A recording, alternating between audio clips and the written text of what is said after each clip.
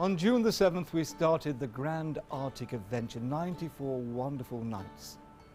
We greeted you, came on as friends, soon became family. We had a wonderful adventure planned for us, and to start the cruise, Jason Montague, the president, came on to say hello. Welcome aboard our Grand Arctic Voyage. We sailed from New York, and we passed the skyline of Manhattan and the Statue of Liberty, the Lady of the Land. Our first port of call was Martha's Vineyard, and we got there at anchor, but sadly the sea conditions were not conducive, and we had to miss the port. But this gave us the opportunity of having a very special party for all of you to welcome you aboard the Navigator.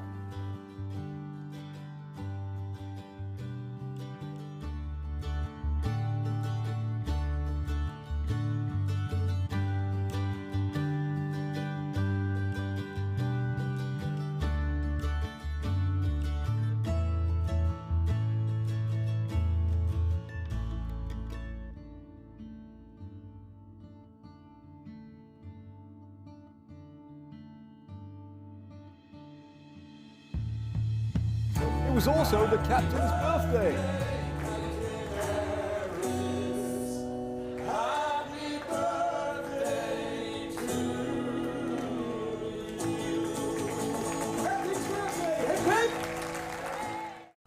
Then our next port of call was Boston and then Bar Harbor. Then we went to our Canadian ports of call. The first one is St. John.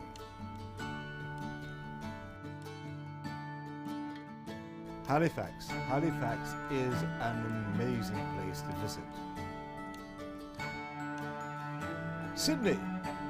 There was no opera house here, but they did have a fiddle on the pier side.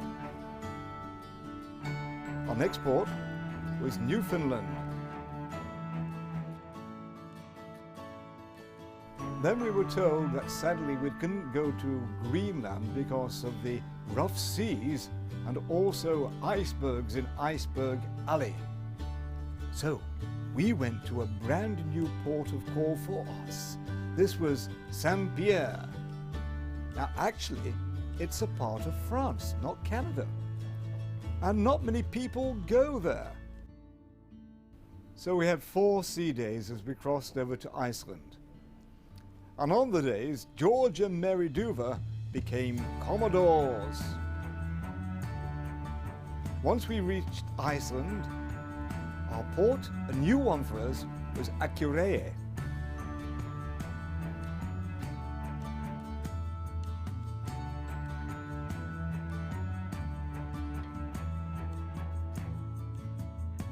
And then we went to Isafjordur.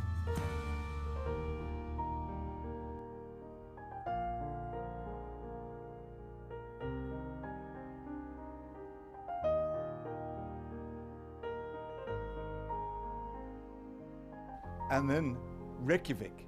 Reykjavik is the capital of Iceland, and we had 2 days in Reykjavik.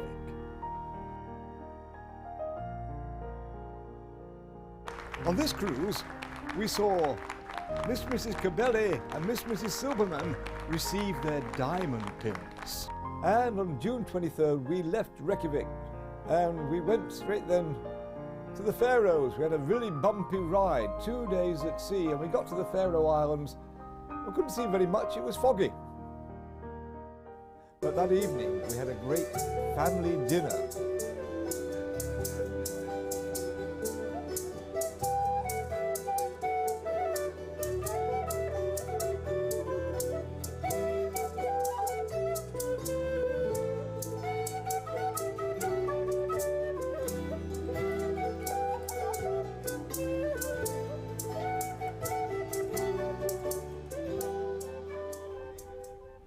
I did one of my puppet shows.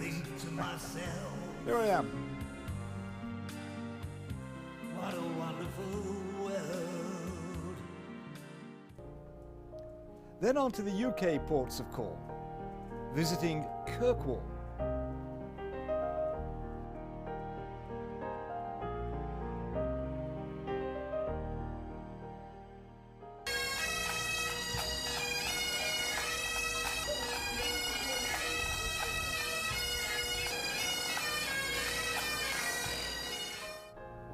Portree is on the Isle of Skye. Once again, not many people go here either. And we saw dolphins. Ah, there they are, dolphins jumping up and down. Belfast, Northern Ireland.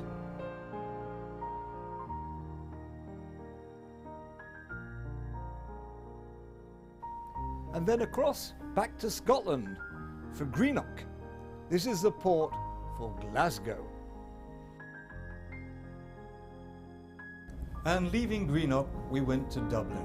2 days in Dublin, and the highlight was the Grand Voyage shoreside event.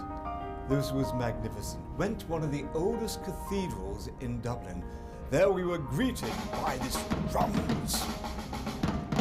Then we went down to the catacombs. Cocktails were served in the catacombs, and this was really quite magical.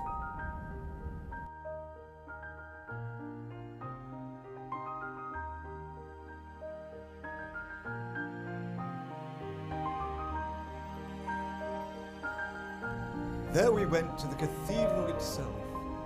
It was spectacular. Tables laid out with beautiful flowers, and during dinner, surprises.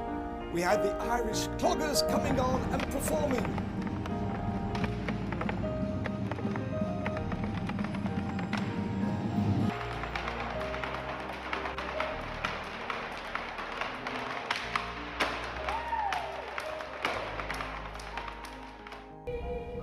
And then, something quite magical. The singers came on with candlelit singing during dinner. This was a night we'll always remember.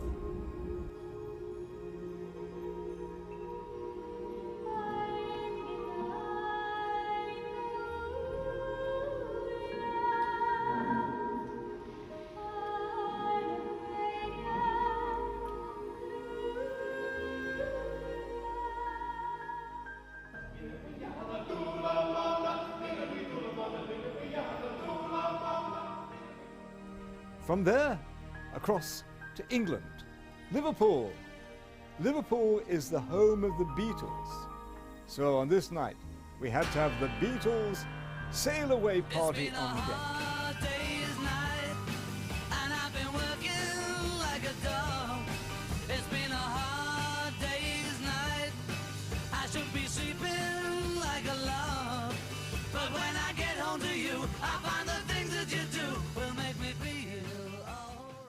There are places I remember all my life, though some have changed, some forever, not for better. Some have gone and some remain. On the 4th of July, American Independence Day, we were in Fishguard. But sailing from there, we had a party on deck to celebrate the 4th of July. Oh, say can you see by the dawn's early light what so proudly we hailed at the twilight? Start spreading the news. I'm leaving today. On to truly delightful Waterford in Ireland.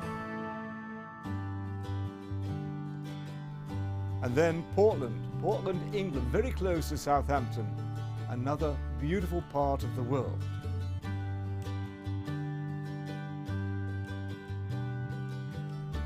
And in Southampton, this is where I left you to go on my well-deserved vacation after being on board the Navigator for 6 months. And my very good dear friend Paul Reynolds took over. Here's Paul.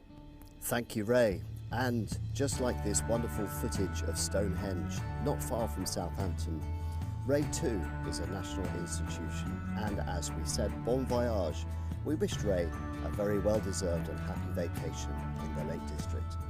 As our journey took us south to France and the beautiful ports of St Malo and Dunkirk, an area steeped in history, Derived from its West Flemish roots, the name Dunkirk translates appropriately as the church in the dunes. Onward we sailed to Antwerp in Belgium, famous for its chocolate and waffles, and then one of the largest seaports in the world, Rotterdam, where Captain Aris bid us farewell and Captain Luxor took to the helm of the Seven Seas Navigator. It wasn't the easiest of starts for Captain Luxor, as the local authorities delayed our transit of the Kiel Canal, although we enjoyed a smooth transit of this 61-mile link from the North Sea to the Baltic Sea and into the sunset. The canal was completed in 1895 and remains an important waterway for both passenger and cargo ships. The following day saw our arrival into the port of Wismar, the gateway for excursions to Berlin in Germany. This was a maiden call for the Seven Seas Navigator, as we welcomed local dignitaries on board for the traditional exchanging of plaques ceremony. Alas, the weather wasn't on our side for the islands of Ron and Visby, and so onwards to Stockholm we sailed, Sweden's capital city, stretching across 14 islands. Founded in the year 1252 and home to so much that is world famous, from IKEA and ABBA to Volvo and more. Onwards to Finland, and another plaque ceremony took place for our maiden call to Kotka, an island on the Gulf of Finland, located to the east of Helsinki. From there, it was a treat to visit 3 capital cities in a row, as we sailed from an overnight call into Helsinki, before visiting Tallinn in Estonia and Copenhagen in Denmark. Helsinki is ranked in the top 5 most desirable places to live by way of standards of living. Probably not surprising if your day included their famous salmon stew, followed by some smorgasbord, and then a visit to their original public wood-fired sauna, which dates back to 1928. Tallinn is always a firm favourite, largely untouched by commercial tourism, since it only gained its re-independence in 1991, and where the entire Old Town is now designated a UNESCO World Heritage Site.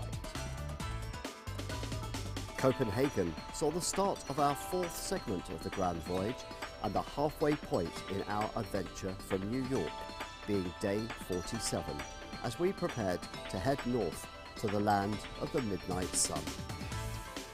Beautiful ports of call lie ahead, including Skagen, Denmark's most northerly town, Stavanger, our first Norwegian port with its 18th century wooden architecture, Olden, known as the gateway to the glaciers, the 17th century Kristiansund, and then to Trondheim, where we saw our last sunset for 4 days as we crossed the Arctic Circle. After leaving Kristiansund, we celebrated our Where in the World party, where guests had the opportunity to meet fellow guests from their neighbourhood at home.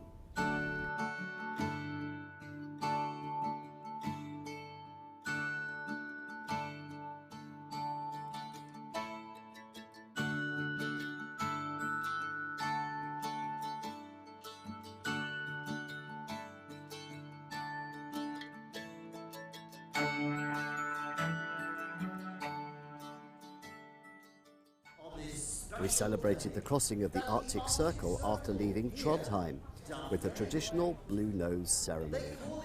We were delighted to welcome the King of the Vikings himself, Mr. Terry Bishop, to reside over the proceedings as the local delicacy of aquavit was sampled before guests donned the flag of Norway and a Viking hat complete with wig. Then it was on to the ice bucket before hugging the polar bear and receiving a special blue nose from the one and only King Viking Terry. We served nearly 100 shots of aquavit that evening, so it was lucky that the following day was a day at sea.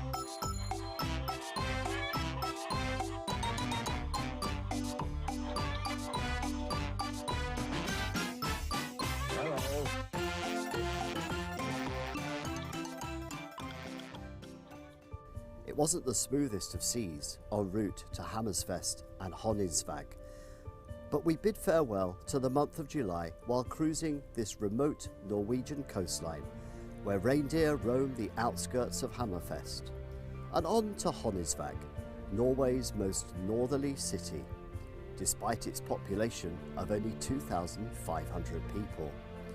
It's only a 30-minute drive to the North Cape from here, first discovered in 1553, and yet still 1,300 miles away from the North Pole.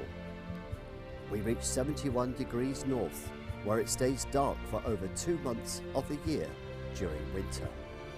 After travelling south, we enjoyed one final Norwegian port of call as we visited Mold, known as the Town of Roses, where over 200 mountain peaks are visible, enjoying some breathtaking scenery. Then it was time to return to the United Kingdom and Scotland's scenic Shetland Islands. With a morning at sea, there was time to enjoy another enlightening presentation on Scotland's history before the bagpipes sounded out on the pier to greet our arrival. Viking artifacts continue to be discovered, even over 1,000 years since the Vikings first arrived on these islands. Kirkwall has much royal heritage and is known as the Church on the Bay. From the cathedral to the picturesque sights of the High Street, the good old British pub made this a popular call on our journey. Invergordon is mainly the gateway to Inverness, numerous Highland castles, and of course home to Loch Ness and Scottish whisky. It was the perfect stop ahead of our journey to Leith, where we moored up in the quay next to the Royal Yacht Britannia and spectacular views from the top deck of Edinburgh beyond. It was the perfect weekend to enjoy this amazing city, its military tattoo and the famous Fringe Festival.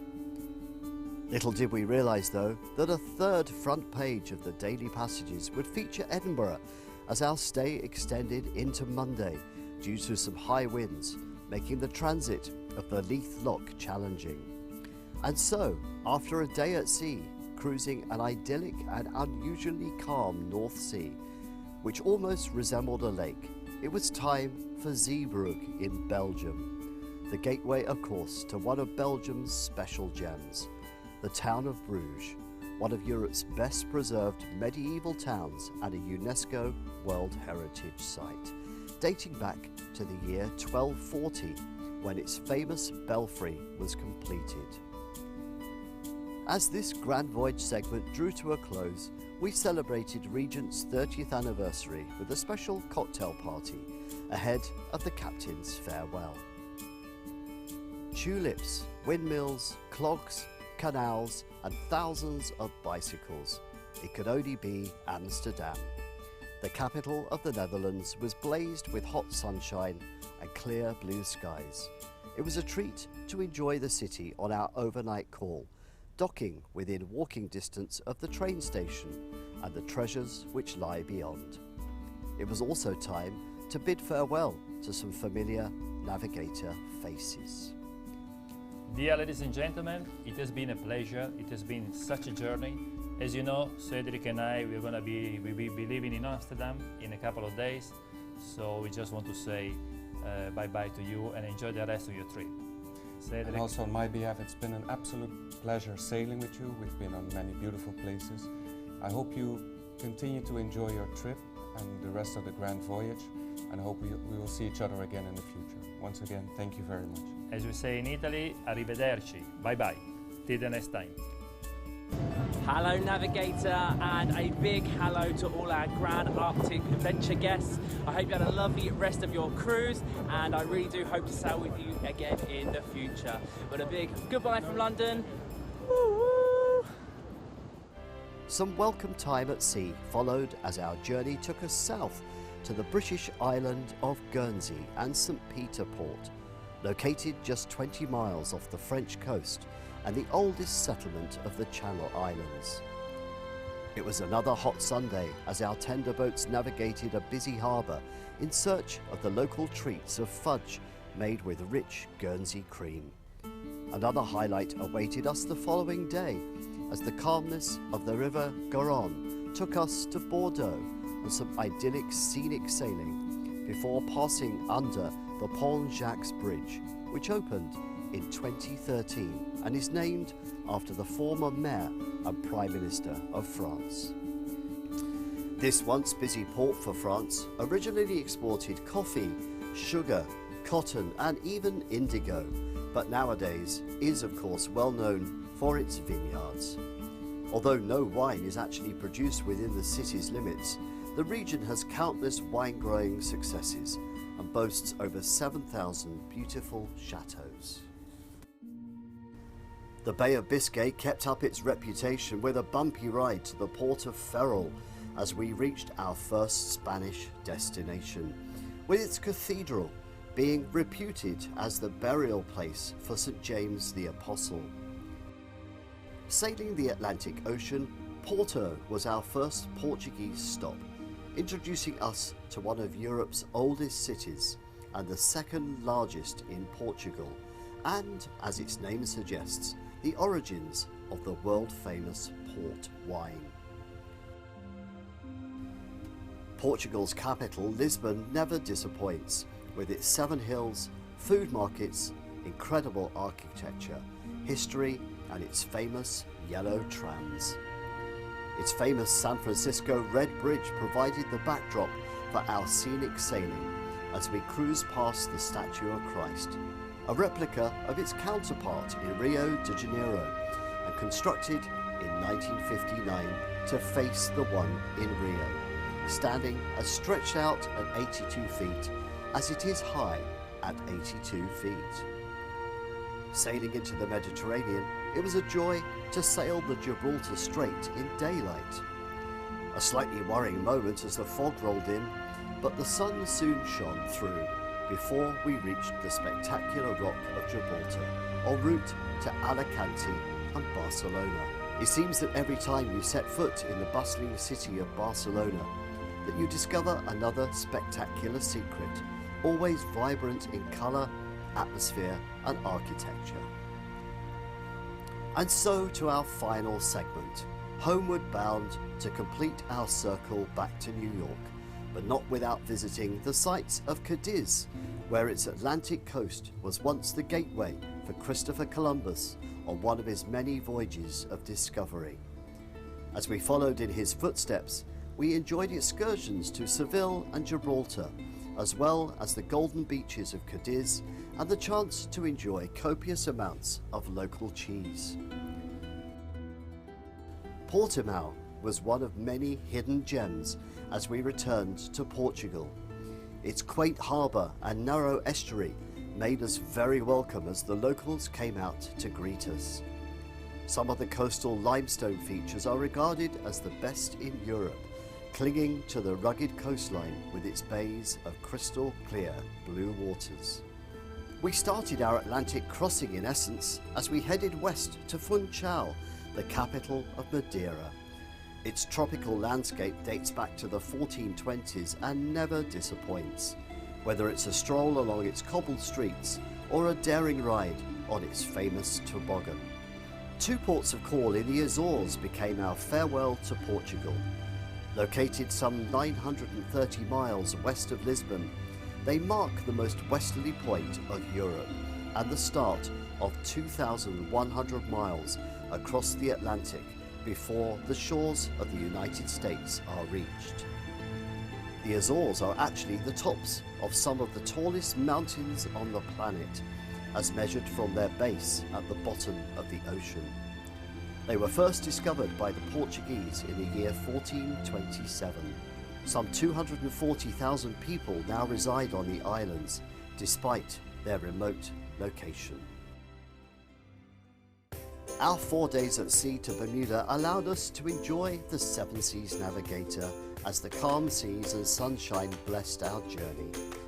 Numerous events filled the days, including the Officers' Challenge, which was always hotly contested.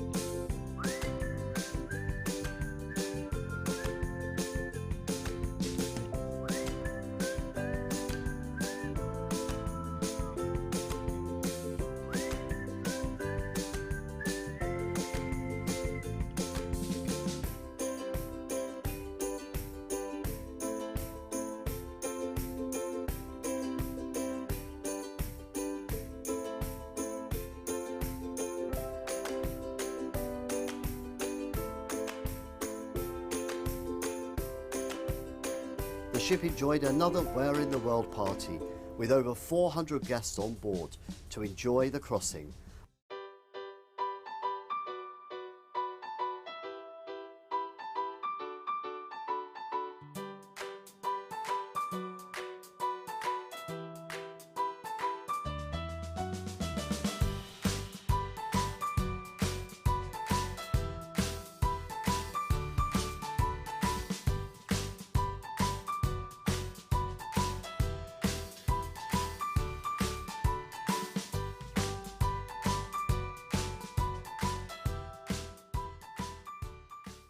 While Assistant Andrew and myself enjoyed performing for you at the Society's top tier event. Again, I'll go sailing.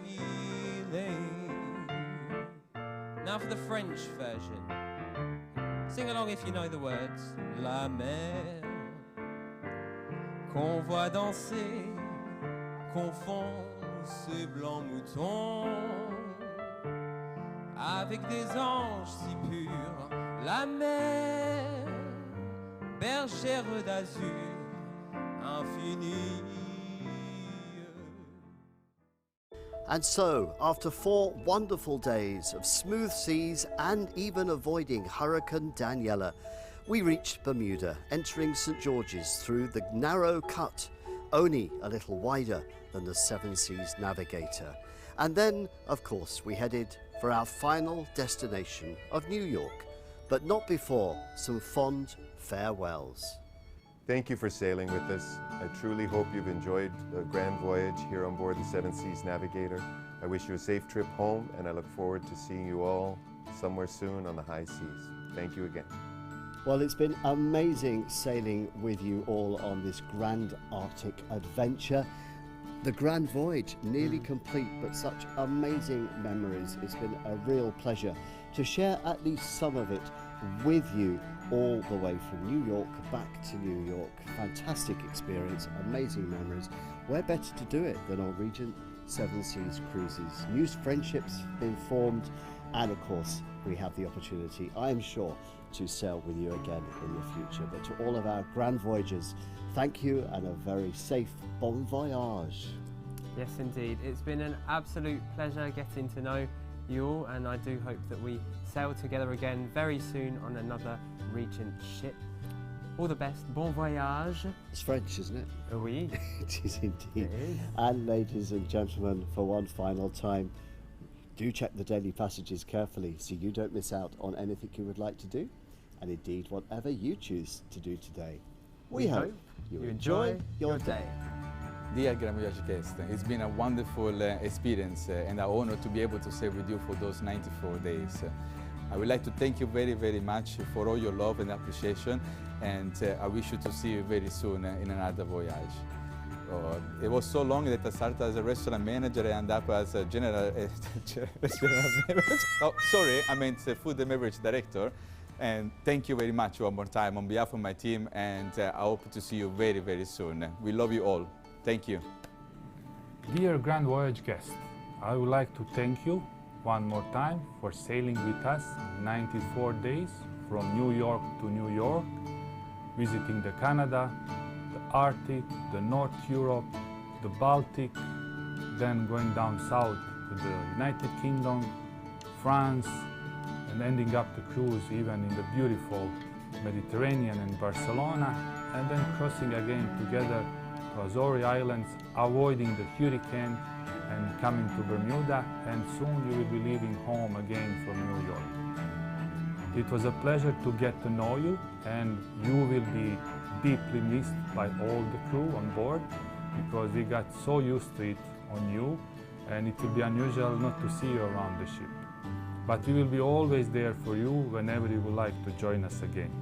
I really hope that you enjoyed all the beautiful hospitality of this ship for these 94 days that you spent with us, that you had so many nice memories with us, and thank you from the bottom of my heart, all the officers, staff and crew members that spent with you during these 94 days.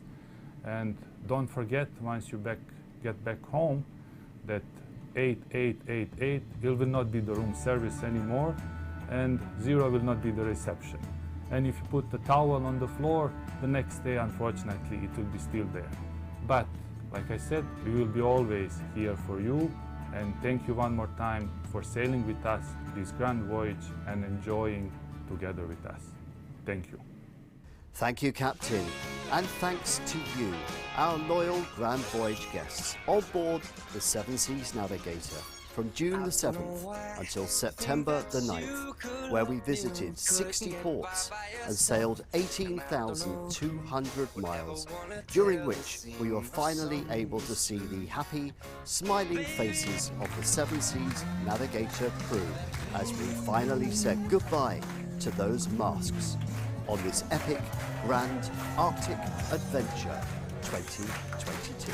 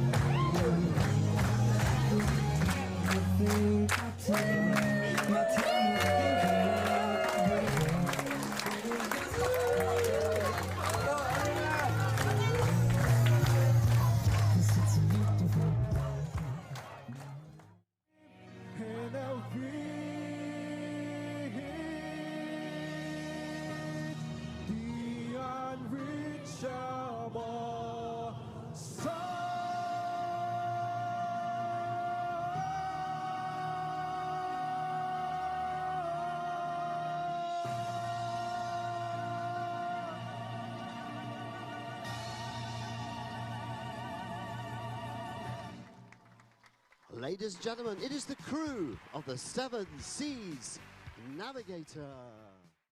Hey, hey, hey, it's a beautiful day and I can't stop myself from smiling. If I'm drinking, then I'm buying.